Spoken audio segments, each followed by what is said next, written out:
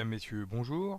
L'association France Qualité et Performance en région PACA, dans le cadre de son programme Entraide, a le plaisir de vous présenter un nouveau webinaire. Celui d'aujourd'hui va vous permettre de découvrir comment repenser l'espace de travail en s'appuyant sur la méthode 5S. C'est notre expert Patrick Fouillol, aussi délégué de l'association dans les départements des Alpes-Haute-Provence et des Hautes-Alpes, qui va vous détailler la méthode et ses applications concrètes. Mais passons déjà la parole au pilote du programme Entraide, Jean-Jacques Bonneau. Merci Guy. Bonjour à tous et bienvenue à ce quatrième webinaire, déjà quatrième, du programme Entraide de la FQP PACA, et programme qui, si on prend l'indicateur des participants, a de plus en plus de succès, puisque de séance en séance, nous avons de plus en plus de participants, c'est très bien, et je vous remercie d'être là.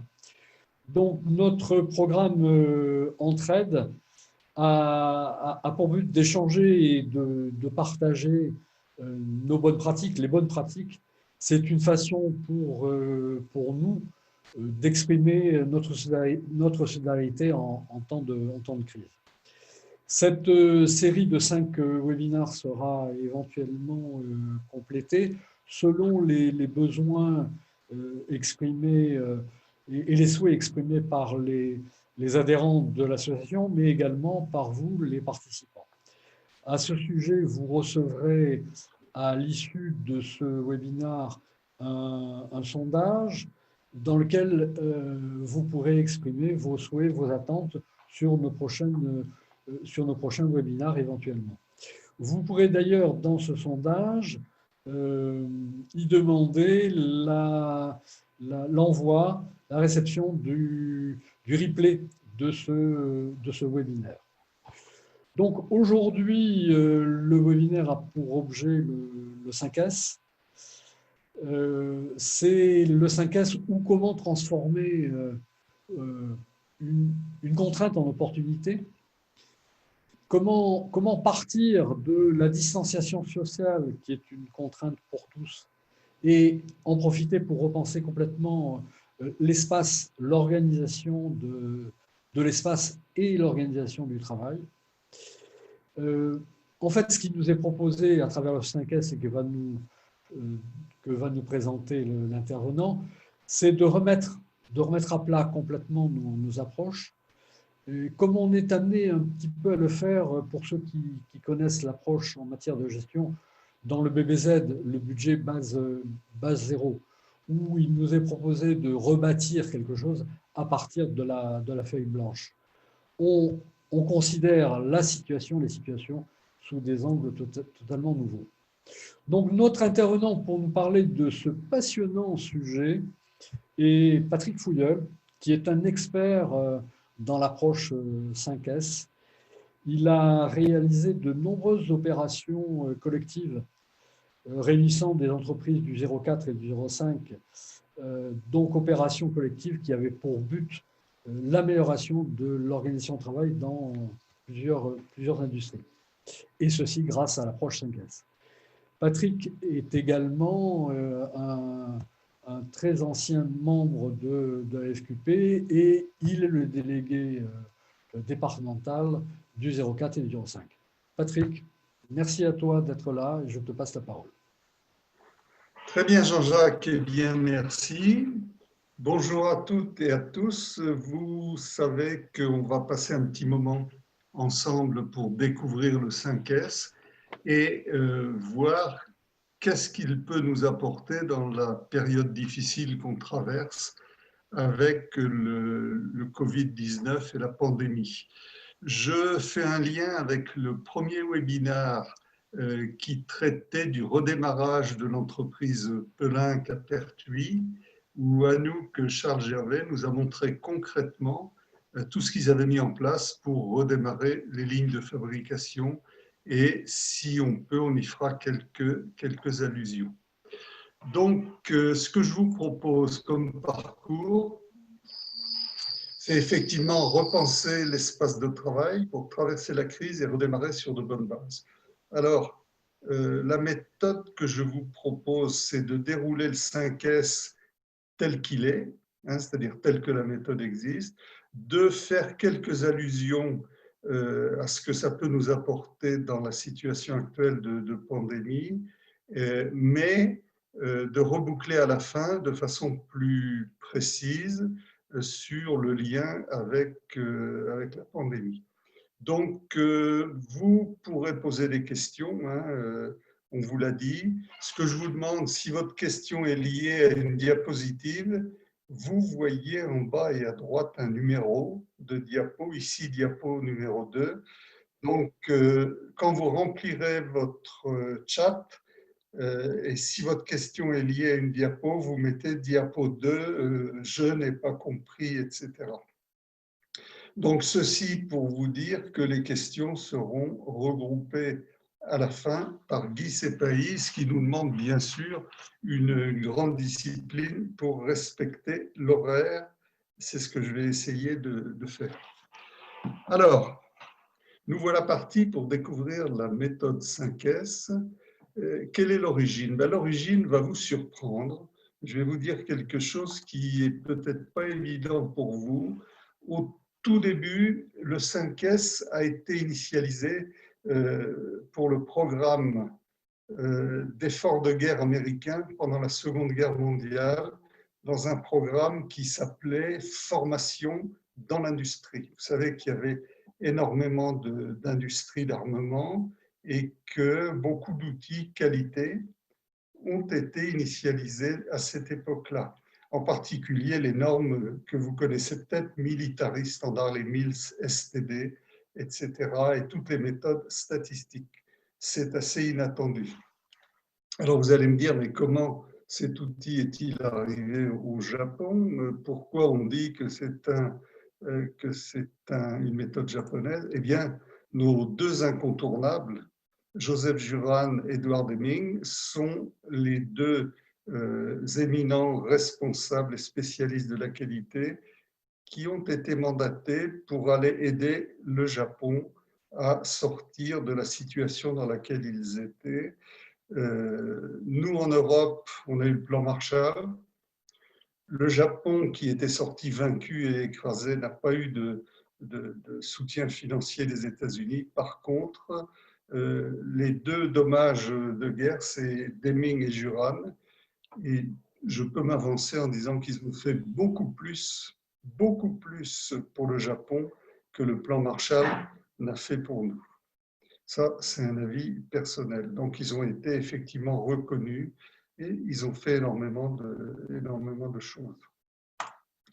Donc, voilà cet outil qui arrive au Japon et bingo, cette méthode est tout à fait faite pour les Japonais qui se sont appropriés rapidement, qui ont personnalisé la méthode, qui l'ont utilisée en particulier. On cite toujours Toyota, mais c'est vrai que Toyota a intégré dans ses standards de qualité assez rapidement le 5S.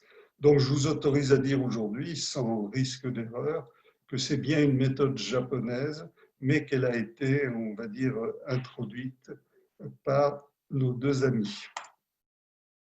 Alors, ça sert à quoi le 5S? Eh bien, le 5S, les objectifs, je les trouve ambitieux.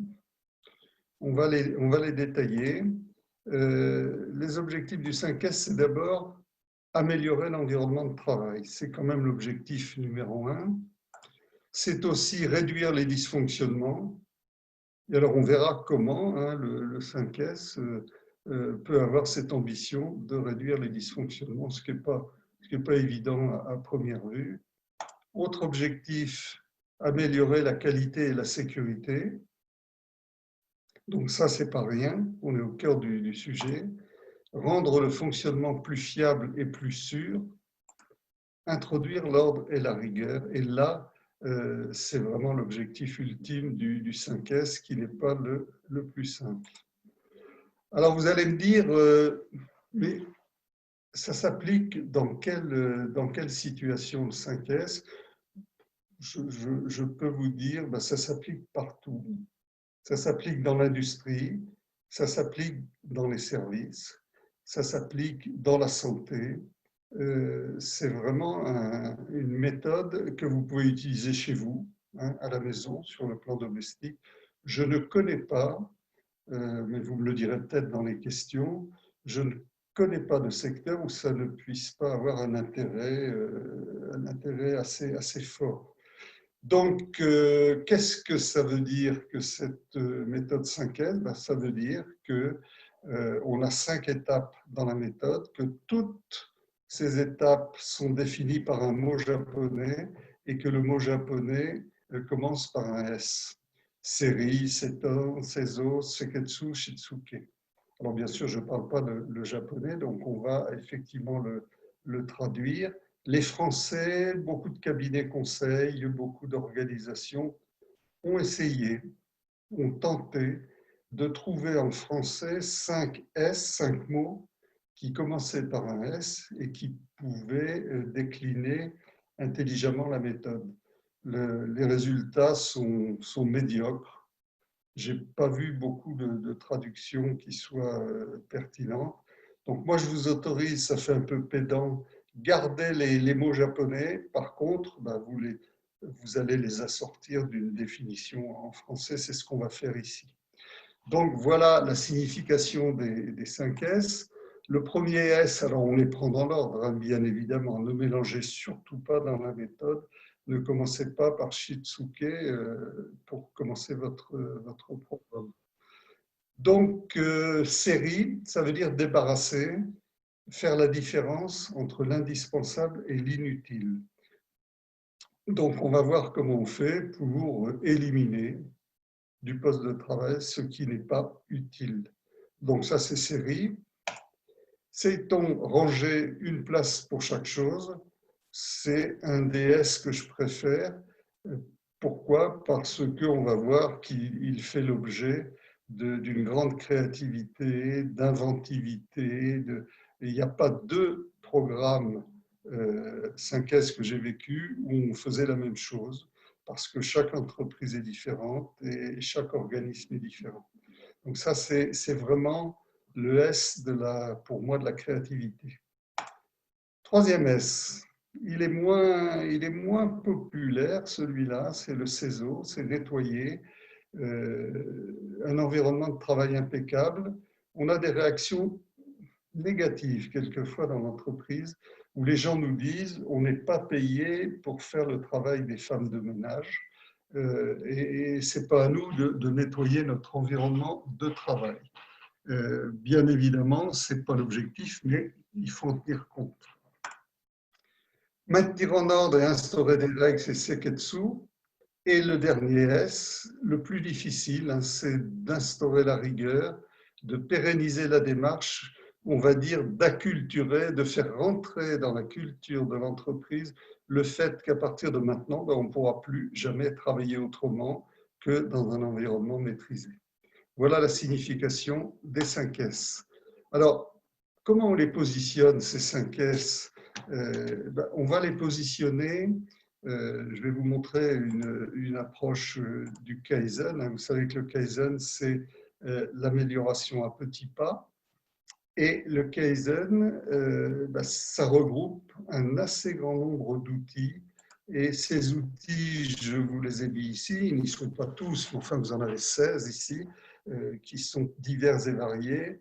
Et quand on fait une démarche Kaizen, on utilise au fil de l'eau, quand c'est nécessaire, quand c'est utile, on va utiliser tel outil ou tel autre. Par contre, le 5S, il est toujours utilisé et il est toujours utilisé en début de programme.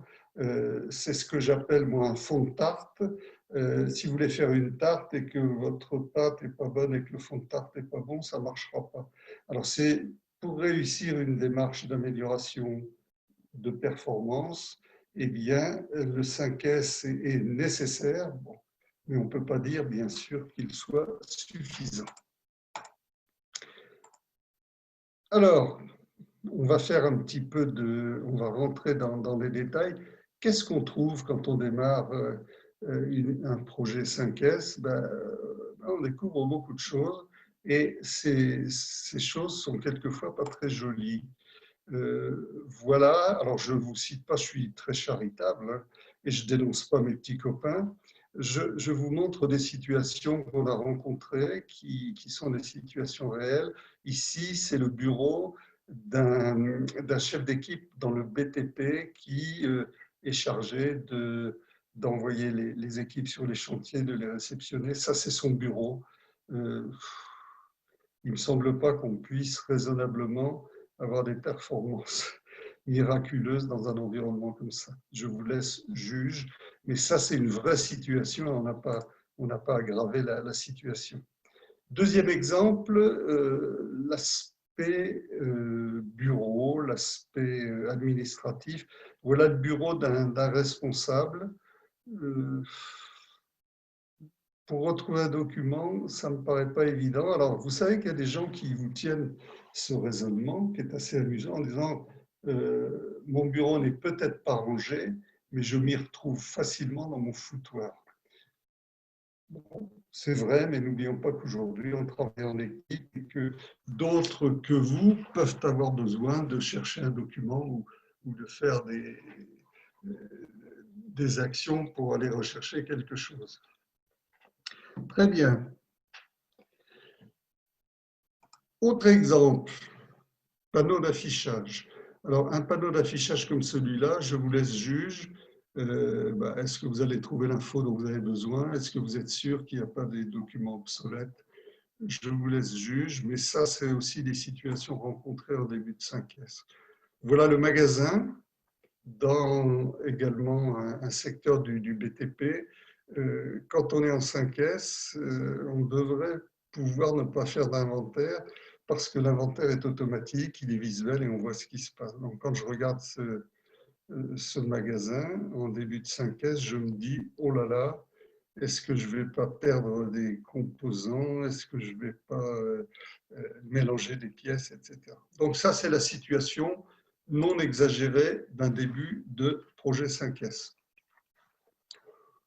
Eh bien, nous y voilà. La première étape, c'est donc de débarrasser. On va faire la différence entre l'indispensable et l'inutile et on va éliminer tout ce qui est inutile, obsolète, qui ne sert à rien du poste de travail. On va éloigner du poste ce qui sert rarement et on aura une stratégie qui est de dire ça me sert tous les jours, plusieurs fois par jour, donc c'est à portée de main. Je dois pouvoir l'avoir sur mon bureau à portée de main. Ça, je l'utilise une fois par semaine. C'est peut-être dans le couloir, dans une armoire. Et puis ça, je l'utilise pratiquement jamais. Mais il faut que je le conserve quand même parce que ça peut servir comme traçabilité, comme relevé d'exigence. Donc ça, je vais le mettre dans un stock éloigné, je vais l'archiver, je vais le mettre dans les archives. Attention, il ne s'agit pas de prendre un sac poubelle, hein, comme je l'ai vu quelquefois. On se balade dans les ateliers, on prend un sac poubelle et boum, boum, on enlève tout ce qui semble ne pas être correct. Ben, il y a des règles comptables, hein, il y a des fois des investissements, il y a des choses qui ont encore une valeur comptable, il faut faire attention. Vous allez trouver des outillages fournis par le client qui ne vous appartiennent pas, donc il faut être vigilant.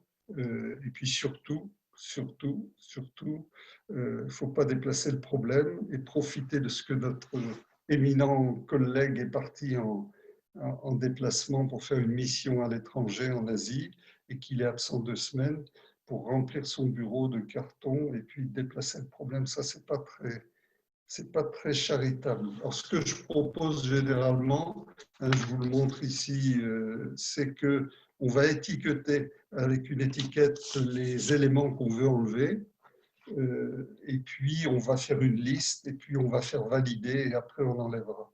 Mais attendez, quelquefois, je pense à un atelier de maintenance, on va enlever 25 tonnes de matériel, hein, dans le série. Pourquoi? Parce qu'il y a des machines qui sont dans l'atelier, qu'on a laissées dans l'atelier, qui ne servent plus, qui ne serviront jamais.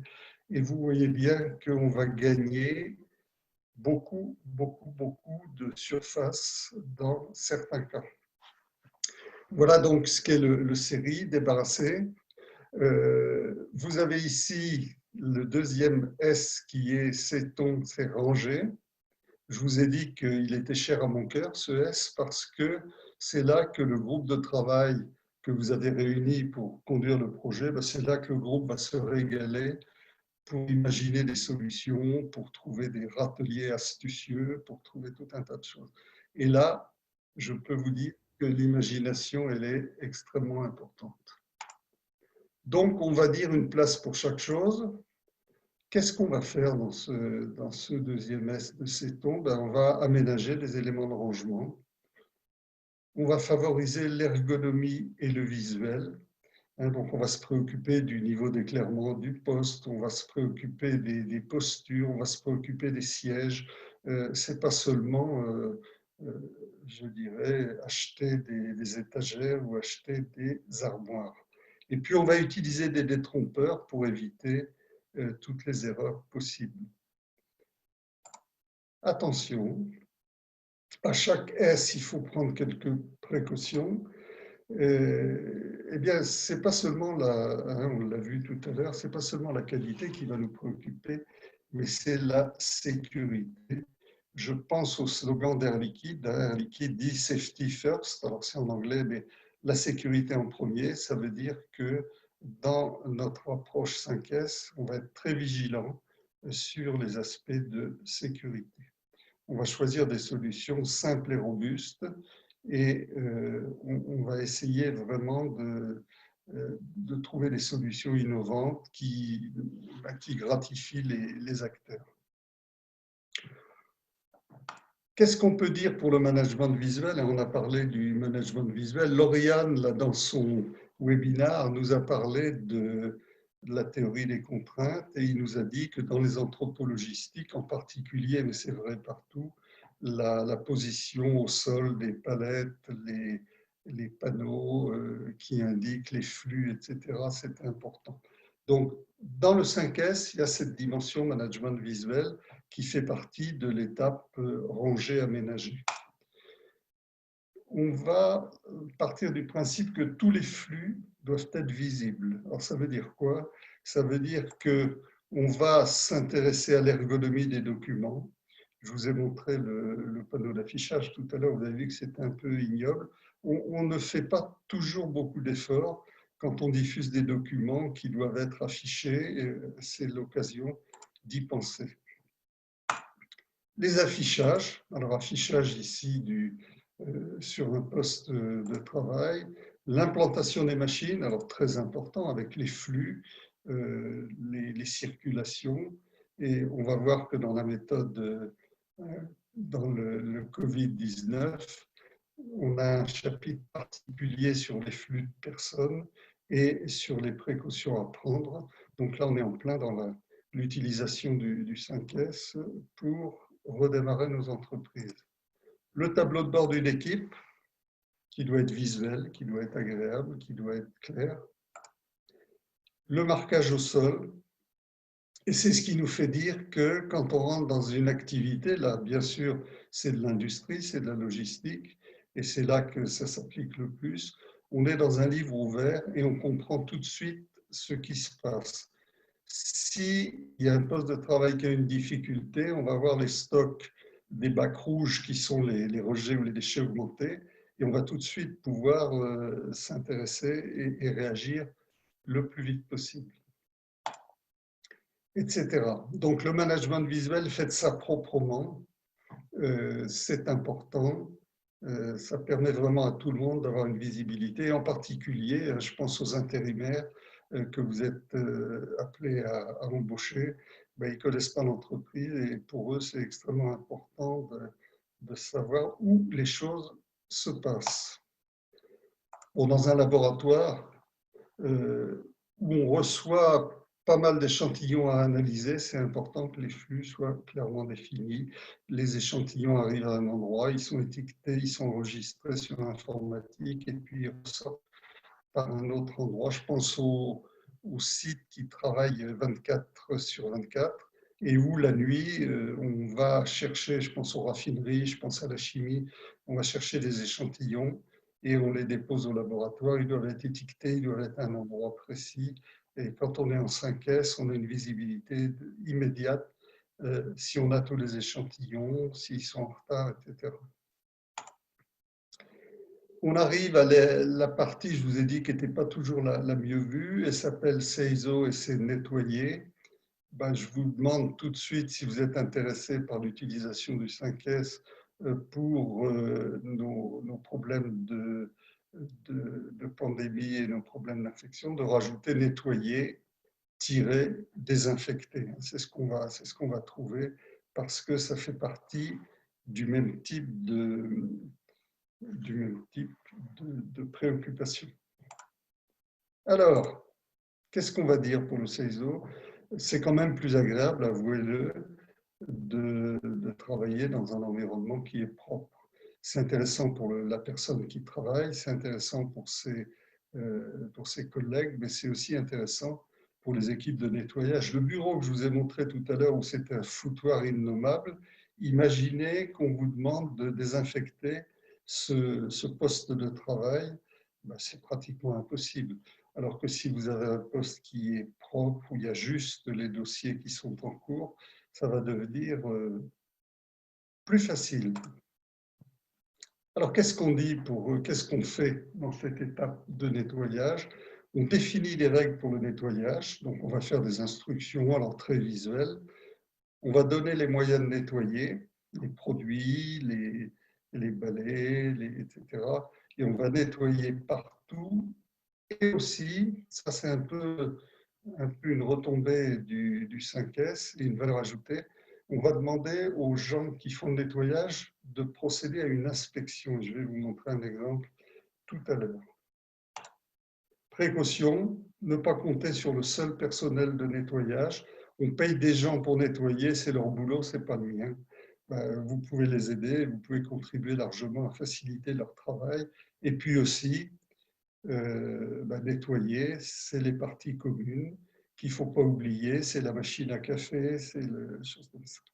Alors, est-ce qu'on peut avoir de la créativité dans cette étape CEISO? La réponse est oui, et je vais vous donner un exemple. Si je vous pose la question, mais diable, où est-ce que la saleté va-t-elle se cacher? C'est une bonne question, hein? Mais où la saleté va se cacher puisqu'on la cherche? Eh bien, la réponse, vous l'avez déjà, hein, la saleté va se cacher dans les coins. OK, on admet ça. Les coins, c'est pas facile à nettoyer, les coins. Hein. Donc, qu'est-ce qu'on fait? Tout simplement, on supprime les coins. Et vous voyez que ça, c'est un résultat de travail 5S. Vous voyez qu'aujourd'hui, dans les hôpitaux, dans les cliniques, partout où on a besoin d'un niveau de propreté important, dans les salles blanches pour le semi-conducteur, on n'a plus d'angle à 90 degrés dans le bas, mais on a des, comment je veux dire, des arrondis qui font que soit c'est des carrelages, soit c'est du lino, et on peut passer une serpillière sur un arrondi qui a un diamètre de 6 cm et on va nettoyer de façon impeccable. Mais je vous mets au défi de nettoyer avec efficacité un mur à 90 degrés. Donc vous voyez que c'est des petites choses, mais dans le contexte actuel qui nous intéresse, c'est-à-dire la désinfection, eh bien ça va devenir un allié stratégique. Je vous disais tout à l'heure, le nettoyage peut être l'occasion d'ajouter de la valeur, bien évidemment. Et la valeur qu'on va ajouter, c'est de demander aux gens d'inspecter. Ils sont sur place, ils ont accès, ils déplacent souvent les machines, ils vont partout.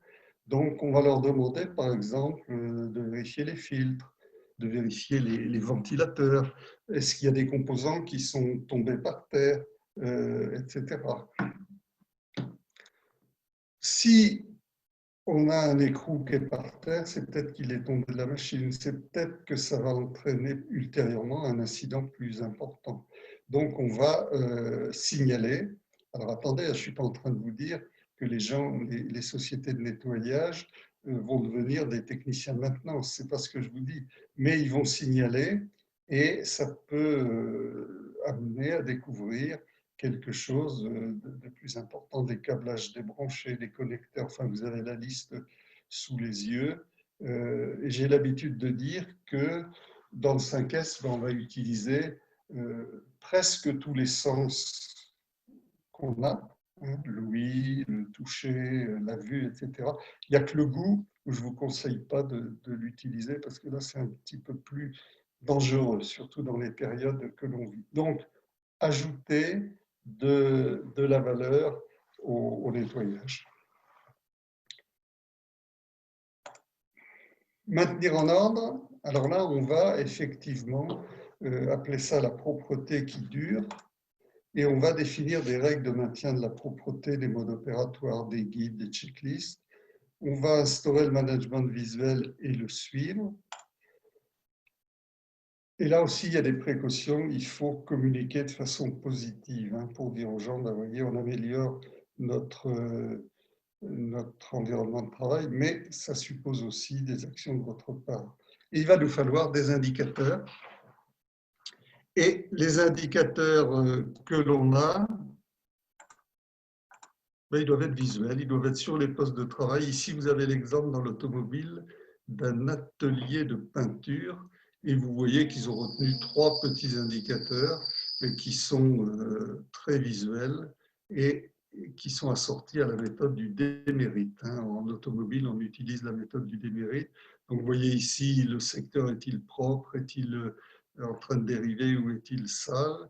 Et puis, on a une note. Et puis, on a surtout, et ça c'est important, est-ce qu'on a une tendance à l'amélioration, à la stabilité ou à la détérioration? Ça, c'est sur le poste de travail.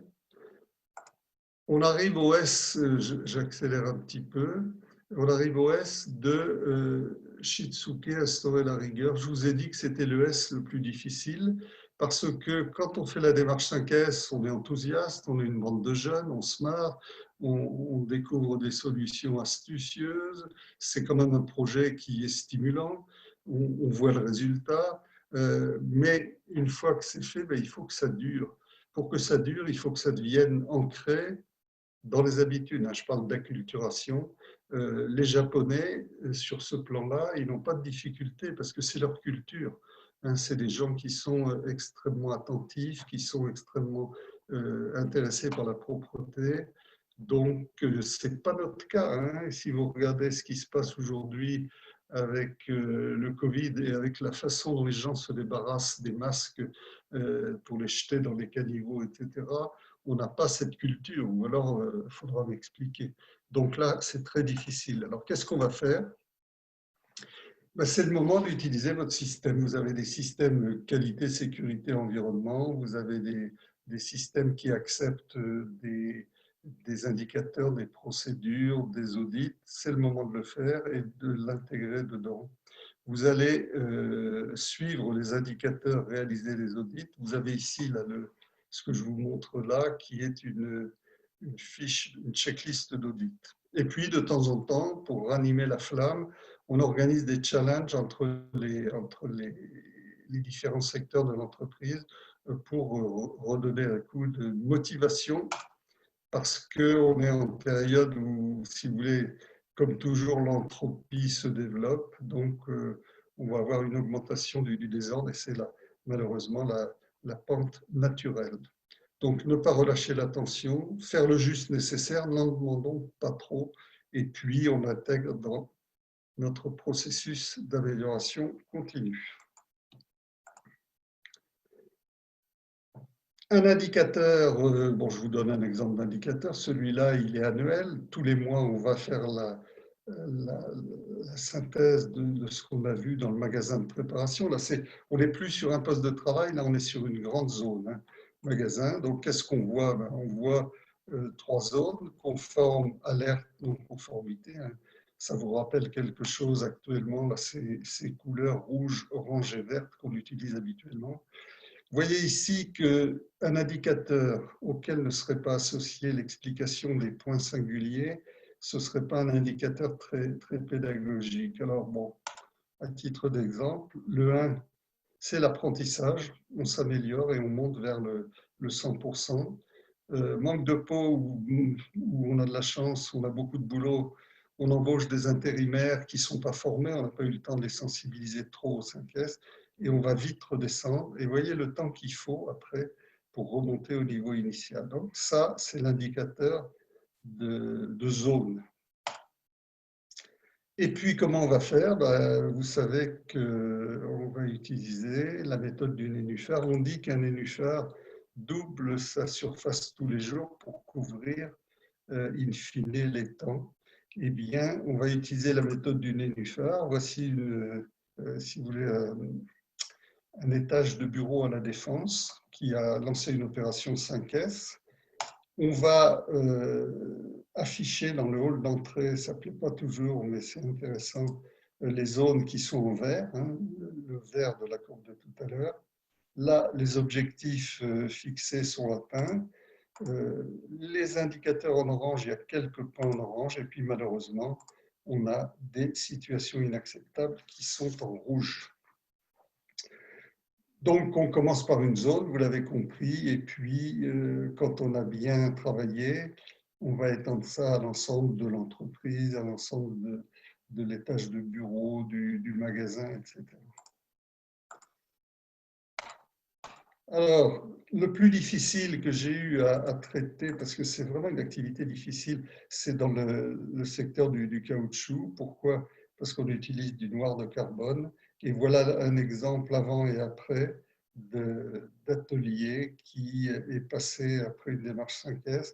Et ça change beaucoup la vie des gens, parce que c'est vrai que c'est sale, qu'on s'en met partout et que c'est difficile à protéger. Alors, je vous avais fait la photo de la cure d'amaigrissement avant et après. Donc, on va trouver des photos après. Vous voyez ici un magasin dans le BTP. C'est issu d'une action collective dans le 04 où les pièces sont étiquetées. Regardez comme l'inventaire est facile à faire et quand on part sur un chantier, on gagne un temps considérable. Donc, ici, c'est un panneau d'affichage 5S. Donc, vous le comparez au panneau que nous avions vu avant sur la situation initiale. Voici, alors là, il faut ouvrir les armoires, hein, ça ne plaît pas toujours quand on fait du 5S. Eh bien, on va ouvrir les armoires pour voir si à l'intérieur c'est également 5S. Quelles sont les conditions du succès d'une telle démarche? Il y en a beaucoup. Hein, on travaille en mode projet. C'est-à-dire qu'on a des objectifs, qu'on a un planning, qu'on a des points de vérification, qu'on a un budget, etc. Le groupe de travail 5S est représentatif de la zone concernée. On ne peut pas faire un 5S si les opérateurs de la zone ne sont pas dans le groupe, enfin pas tous les opérateurs, mais les représentants. Le bureau du directeur doit être nickel et montrer l'exemple. Si le bureau de la direction, il y a des dossiers qui s'empilent partout, c'est quand même pas, on est mal parti. Les moyens nécessaires sont dégagés. Il y a toujours un petit budget, c'est jamais des budgets importants, mais il faut prévoir un budget pour acheter des étagères, pour faire des signalétiques. Les solutions innovantes sont bienvenues, je vous l'ai dit, c'est un des gros intérêts d'une démarche 5S, c'est que on se fait plaisir parce qu'on trouve des idées et tout le monde est content de les mettre en œuvre. On valorise les idées des opérationnels. On a vu que le management visuel était important et la communication sur le projet est permanente et puis on a des objectifs. Donc, c'est quand même quelque chose qu'il faut tenir assez sérieusement et après, ça se libère. Je vous ai dit qu'on dirait un mot à la fin de... Donc là, je vous ai présenté en fait la méthode 5S telle qu'elle est standard, telle qu'elle est utilisée. Qu'est-ce qu'elle peut nous apporter en période de pandémie Covid? Eh bien, je vais me tourner vers les obligations réglementaires. Le gouvernement a édité un protocole national de déconfinement pour les entreprises pour assurer la santé et la sécurité des travailleurs. Donc, c'est récent, hein, c'est du 7 mai. J'ai analysé ce document qui est bien fait, qui n'est pas très long, et je me suis dit, regardons ce que le 5S peut nous apporter pour mettre en œuvre les dispositions qui sont recommandées par le gouvernement. Donc, on se rend compte que c'est un document qui a 8 chapitres. 8 chapitres, on vous dit, pour réussir la reprise du travail. Bon, le premier chapitre, c'est mesures barrières et distanciation physique. Donc, inutile de vous dire que la réorganisation du poste de travail, si vous avez une équipe 5S déjà en place, c'est formidable parce qu'ils ont l'habitude de travailler. Ce chapitre-là, il est plein guidon sur la méthode 5S qui va vous aider. Le chapitre 2, recommandations en termes de jauge par espace ouvert, ça veut dire comment je peux faire travailler, par exemple, dans un open space qui accueille habituellement 55 personnes, en reconfigurant les surfaces avec la règle des 4 mètres carrés, combien je vais pouvoir accueillir de salariés. Et là, dans l'exemple qu'il donne, de 55, on passe à 33. Donc là, le 5S va vous aider à reconfigurer l'espace, à reconfigurer le poste de travail. Donc là, la méthode 5S, je pense, est utile. Chapitre 3, gestion des flux de personnes. Inutile de vous dire que oui, ça rentre totalement dans le cadre, avec le management de vie. Personnes se croisent. Les équipements de protection individuelle, c'est le chapitre 4, les EPI. Oui, dans les EPI, on va rajouter effectivement les masques, les visières, les gants, tous les surblouses, tout ce qui constitue les nouveaux équipements de protection individuelle. Et puis, le dernier qui est concerné, je ne vous cite pas les autres parce que le 5S ne pourra pas vous apporter de valeur ajoutée.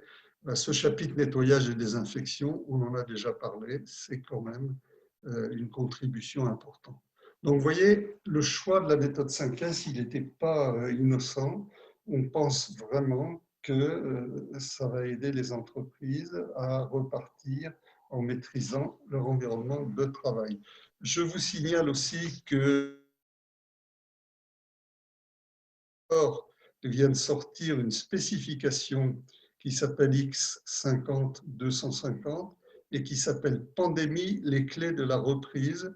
Et c'est un document qui est très pratique et qui liste tous les éléments à prendre en compte. Donc, la FNOR, vous le savez, a contribué et contribue à nous aider dans cette période difficile. On arrive, alors je ne sais pas, là peut-être que mon ami Guy Sepay va me dire si je suis dans les clous au point de vue délai. Guy, on peut passer aux questions? C'est d'une précision suisse. Merci Patrick. En effet, on a plusieurs témoignages et questions qui se sont accumulés au fur et à mesure de ta présentation. Alors je propose de les aborder une par une. Oui. La première que j'ai notée était un cabinet qui propose une traduction sous forme de mot ordre, donc ORDRE pour O, hôtel inutile, R, ranger, D, décrasser, R, rendre visible, et le dernier E, être discipliné. Donc, si tu as un avis sur cette... Oui, les acronymes sont toujours intéressants parce qu'on va les retenir. Donc, c'est intéressant. Après, est-ce qu'on est dans le fond? C'est difficile de trouver un mot qui est vraiment dans la philosophie complète du 5S. Mais oui, ça me paraît bien de développer des acronymes qui nous aident. Oui, bien sûr. Mais c'est plus la méthode j'ai aussi une 5S. proposition. On a perdu les S. Vas-y, pardon. Je t'en prie. On a aussi toujours de notre spécialiste en domaine de la météorologie, Helmut Inster. En anglais, une version donc S, donc c'est sort, set in order, shine, sustain et self-discipline. Donc là, on retrouve 5S, histoire de tenir cet acronyme. Oui, je connais ça. Alors Oui, après, il y c'est avait une vrai. question, c'était le lien du 5S avec la santé. Et il semblerait que tu aies déjà beaucoup répondu préventivement à cette question. Et donc la question, c'était le lien du 5S avec la santé et avec la situation actuelle avec le virus. Il semblerait Oui. que ton avant-dernier slide couvrait tout à fait ce sujet. Oui, ce que je peux dire aussi, là, Sauf si j'ajoute tu voulais rajouter quelque chose. Oui, dans les opérations collectives, et je sais qu'il y a des gens du 04 qui sont là, On avait l'hôpital de Digne avec en particulier le service de désinfection des instruments chirurgicaux, hein.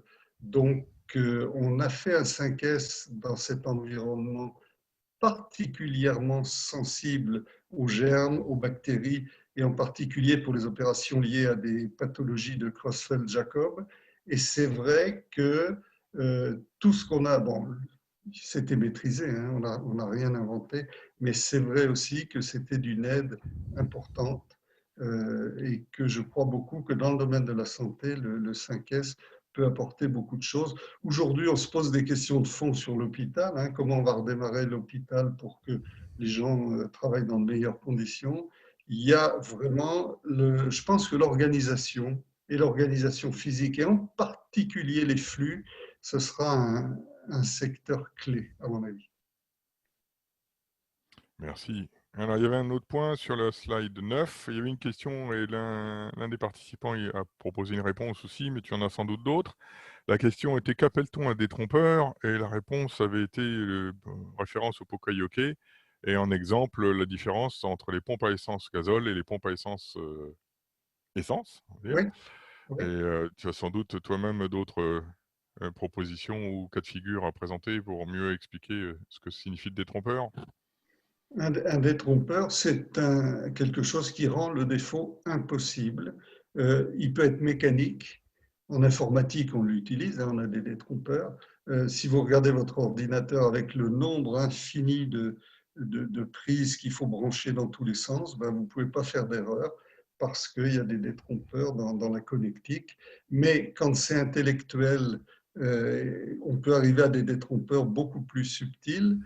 Quand c'est de la mécanique, c'est facile, mais j'ai vu des exemples d'applications dans les magasins, par exemple, je parle des magasins dans l'industrie, pour que les stocks, on soit obligé de respecter le premier entrée, premier sortie, hein, ce qu'on appelle le FIFO, eh bien, des systèmes où on ne peut pas rentrer d'un côté, on est obligé de rentrer de l'autre, et ça, c'est un des trompeurs, effectivement. Oui, ça, quand je parle innovation, quand je parle que les gens se font plaisir, je pense à ça, hein. Pour rendre le défaut impossible, éliminer les dysfonctionnements, les détrompeurs, c'est génial. Merci. Alors, notre président FQP PACA et digne représentant d'Air Liquide rappelait que Air Liquide avait un taux de fréquence mondiale d'accidents avec arrêt inférieur à 3, donc ce qui soulignait le safety first que tu as présenté. Et moi, j'avais personnellement une question où tu as soulevé le point CISO. Est-ce que le point CISO est uniquement à portée sanitaire ou est-ce que le nettoyer peut avoir d'autres sens? Ah, au départ, hein, si je parle de la méthode 5S, c'est vraiment pour nettoyer.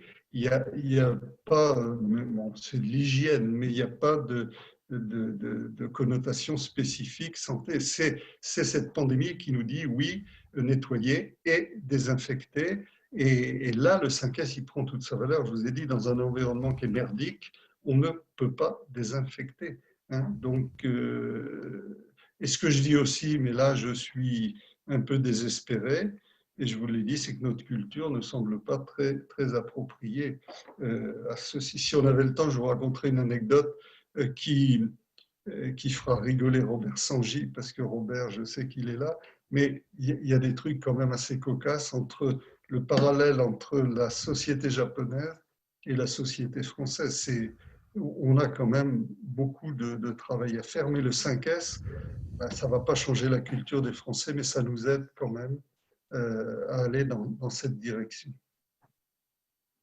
Merci. Alors la question suivante à propos de la saleté et où est-ce qu'elle se cache, il y Oui, avait la question sur l'état des micro-ondes dans les salles de repas. Et je suppose qu'il y a de nombreux autres cas de figure qui sont pertinents à soulever. oui, oui, ça va. Je ne connais pas j'ai jamais eu à traiter ce cas-là, mais effectivement, ça c'est de l'hygiène. C'est effectivement une préoccupation qui doit rentrer typiquement hein, dans le S de CISO de nettoyer. Oui, oui. Alors, sinon, une question sur le slide 14, ou plutôt une proposition sur le slide 14. Donc, si tu veux prendre le temps d'y revenir, il y avait la proposition, c'était de rajouter des standards du type QQO, QCPC. Oui. Standard QQO, QPCP, Donc, oui, bien sûr. si tu voyais autre chose à rajouter. Sinon, dans les propositions qui suivent, il y avait donc l'importance du travail 5S sur les activités transverses par rapport à l'éclatement des silos. Est-ce que tu as une expérience ou un témoignage à soulever par rapport à ces activités transverses? Répète ce que tu as dit, classement des… Importance du travail 5S sur les activités transverses, l'éclatement des silos, en opposition avec l'éclatement des silos. Donc, est-ce que Pas… le travail 5S aide en fait sur les activités transverses et réduit l'éclatement des silos? Redis l'éclatement des… Je ne comprends pas le mot. Des Des silos, silos? Des tout à fait. stylos? Des silos. Ah, des silos. La logique, voilà, Ah chaque oui. département, chaque service qui fonctionne chacun dans son Ah, coin. d'accord, oui, oui, oui, fonctionnement silo pour la communication. Euh, Moi, je pense que instaurer le management visuel, faire le livre ouvert de l'activité, c'est absolument indispensable. Moi, j'avais visité Bosch à une époque en Allemagne et quand on rentrait dans un atelier, on avait l'impression d'être intelligent et de pouvoir tout de suite presque s'installer à un poste de travail parce qu'on comprenait absolument tout. Tout était d'une simplicité angélique et organisée. Oui, ça favorise effectivement les échanges, savoir ce que fait le voisin, mais là, après, on touche des problèmes plus complexes d'organisation. Et là, le 5S ne va pas être l'outil, la clé à molette universelle, hein, je ne pense pas. Alors, je fais le tour d'autres témoignages et d'autres propositions. Alors, sur le slide 21, la proposition et le témoignage était aussi que l'encadrement donne l'exemple. Et par exemple, que les patrons japonais participent eux-mêmes au nettoyage. Donc, autrement dit, que l'encadrement se retrousse les manches et tout ça en équipe. Oui, L'autre témoignage était chez Air Liquide, mais n'hésite pas à m'interrompre si tu veux rajouter ou rebondir là-dessus. Un autre témoignage, toujours chez Air Liquide, donc de notre président Michel Camle, qui précise que la direction, à tour de rôle, participe aux audits de site. Et donc, l'exemplarité du management passe par le fait d'aller sur le terrain et de façon tournante. Le slide oui, 22 donc, proposait de ne pas oublier l'application des 5S en home office. oui, Donc c'est vrai que étant nombreux à être en home office, ça n'empêche pas d'appliquer les 5S en toute logique. absolument. Euh, et j'ai envie de dire en commençant par mettre les enfants d'un côté et le bureau de l'autre. Ça, c'est déjà une façon de ranger, hein, quelque part. Bon, certains s'y retrouveront dans ce cas de figure.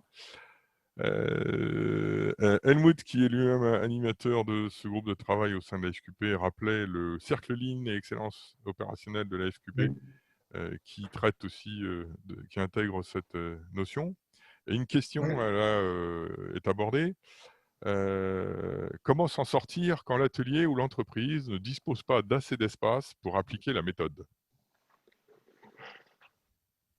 Bah, c'est très inquiétant. Si, en général, on gagne de la surface, hein. Quand on met en place le 5S, il faut savoir qu'on peut gagner des mètres carrés. euh, mais vraiment, là, c'est une situation extrême, quoi. C'est des ateliers qui sont déjà très surchargés. Euh, le 5S peut faire gagner des mètres carrés. Oui. Merci. Est-ce que tu aurais un exemple d'utilisation du 5S dans un processus administratif? Bon, ben, tous les processus, oui, je vais vous en citer un dans l'endroit qui me paraît le plus emblématique quand vous visitez une entreprise pour savoir si c'est bien maîtrisé. Eh bien, allez voir le local des archives. Vous savez que dans l'administratif, on gère bien sûr des documents et c'est un peu une punition, me semble-t-il, que de s'occuper des archives. Alors, si vous allez voir le local des archives et qu'il est bien rangé, vous avez déjà une idée de l'application administrative du 5S. Je rajoute pour toi, Guy, que le rangement dans un ordinateur des dossiers, ben, c'est aussi du 5S et ça peut être du 5S. Hein. Donc, ce n'est pas réservé uniquement aux applications papier. Nous avons tout à fait aussi un autre témoignage qui rappelle aussi que dans le cas des données informatiques, le 5S est critique et l'étape de nettoyage, d'élimination permettrait de limiter les data centers qui polluent la planète. Ah oui, Donc, oui, ça, très c'est bonne un cas de remarque. figure. Oui. Oui. Et il y a une autre proposition, tu proposais d'aller voir les archives, une autre proposition de Robert Sangy qui dit d'aller voir le local sanitaire et maintenance, qui Oui, semblerait aussi être symptomatique de l'organisation générale. absolument, oui. Ok. Et donc, notre président, a priori culinaire, nous rappelait que si on regardait l'émission Cauchemar en cuisine, on aurait une application du 5S dans le domaine de la cuisine ou surtout dans le secteur géographique de la cuisine. Ah Alors, oui. une question, comment présenter la méthode lors d'une revue de direction pour convaincre la direction?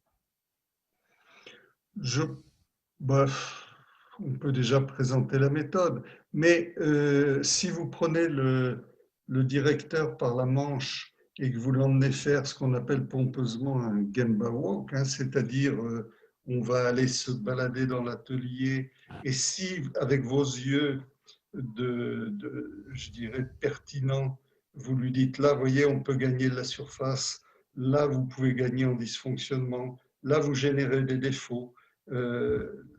Vous pouvez le convaincre sur le terrain. C'est vrai que c'est pratico-pratique, le 5S. Et moi, j'emmènerai l'équipe de direction effectivement visiter l'atelier avec un œil qu'ils n'ont peut-être pas ou qu'ils n'ont peut-être plus. Alors, il y a une proposition qui parlait de présenter des photos, mais je suppose que les photos, c'est moins impliquant qu'une visite sur place. Tu veux dire présenter les photos des situations Tout qu'on à fait. rencontre, effectivement. Oui, oui, oui. D'accord. Alors, une autre question, pouvez-vous donner des exemples d'indicateurs, et c'est précisé, en industrie agroalimentaire? Je pense qu'en industrie agroalimentaire, on suit de façon très proche hein, les gens qui travaillent avec les méthodes HACCP. On a des indicateurs de propreté qui existent hein, parce qu'on fait des tests de contamination, on fait des comptages. Donc ça, c'est vraiment scientifique. Hein, on ne le remet pas en question. Mais les indicateurs, c'est le plus difficile. Je suis honnête. Trouver un bon indicateur, c'est difficile. Mais dans l'agroalimentaire, on va retrouver les mêmes types d'indicateurs. Par contre, il y en a qui sont spécifiques. C'est ceux de l'hygiène, ceux des bactéries, ceux du nettoyage, etc. Mais bon, pas de. C'est relativement, comment dire, standard, hein, les indicateurs. Alors, on parlait de 5S informatique, je me permets d'en préciser un cas de Oui, figure, selon moi. Le RGPD, c'est de l'U5S sur les données personnelles. oui, Oui, on ne garde que ce dont on a besoin, et uniquement ce dont on a besoin, et dans la maîtrise totale de ces données.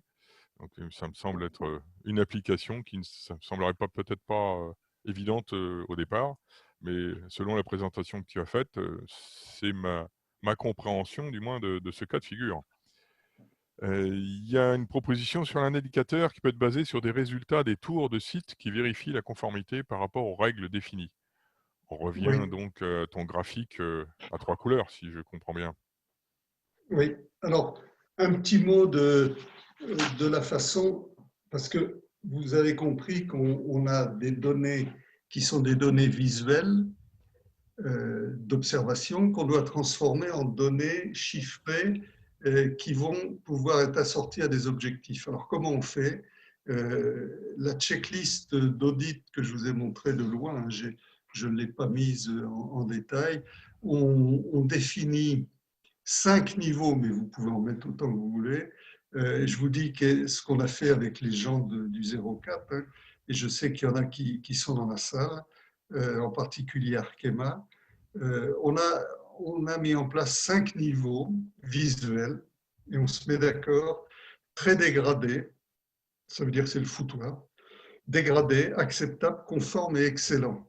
Et quand on se balade à 2 ou 3, il n'y a pas besoin d'être auditeur ISO, hein. Il suffit d'avoir participé au groupe et d'être perspicace, observateur. On se met très vite d'accord sur ce niveau. Ce niveau ne pose pas de problème. Après, on lui associe un pourcentage, hein. Très dégradé, c'est 0. Excellent, c'est 100%, bien sûr. Acceptable, c'est 60%, conforme 80%, etc. Et là, on arrive à des données chiffrées. Et là, c'est reproductible. Ce n'est pas une valeur absolue, mais c'est une valeur relative très, très intéressante. Donc, les indicateurs, je rappelle que c'est le plus difficile de ce qu'il y a à mettre en place, effectivement. Merci beaucoup Patrick. Eh bien, écoute, on est fabuleusement dans les temps. Je ne vois pas d'autres questions. Donc je propose de repasser la parole à Jean-Jacques, le pilote du projet, pour conclure cette conférence. Merci encore Patrick pour ta présentation. Très bien, merci. Eh bien, merci à tous les deux, merci à Patrick et merci à Guy pour leur contribution. J'ai été frappé par deux points dans cette présentation. L'interaction et la présentation systémique qui a été faite des approches et cette interaction qu'il y a entre les approches qui sont complémentaires, qui sont d'une part le Lean, d'autre part le 5S, qui sont le 5S et puis l'HACCP, l'hygiène alimentaire, où effectivement on a des interactions qui sont fortes. C'est intéressant de souligner ces interactions, car quand on commence à tirer sur un fil de la pelote de laine, effectivement on travaille sur l'ensemble du système et sur toute la pelote. Donc, merci pour souligner ce point-là. Deuxième point, ont été soulignés également l'ambition de FQP-PACA de décloisonner ses activités. Nous avons la volonté de décloisonner les actions 5S du 04 et 05 qui sont devenus les deux départements emblématiques grâce des opérations collectives 5S, et l'ambition de la FQP-PACA, c'est de monter des opérations 5S dans l'intégralité du territoire PACA. Et le deuxième point, il a été souligné par Helmut, c'est le décloisonnement du cercle Lean, décloisonnement du 06 à l'ensemble de la région PACA. Nous vous solliciterons et nous vous proposerons bien sûr de participer avec nous à tous ces décloisonnements. Merci encore à toi Patrick, merci à Guy de ces présentations, et je vous donne rendez-vous la semaine prochaine où nous avons un 5e webinaire qui sera très intéressant, et il aborde l'intelligence émotionnelle, un aspect psychologique et qui mobilise les équipes, qui est très intéressant et qui sera présenté par Robert Sangy. Bonne journée à tous et merci de votre collaboration. À bientôt.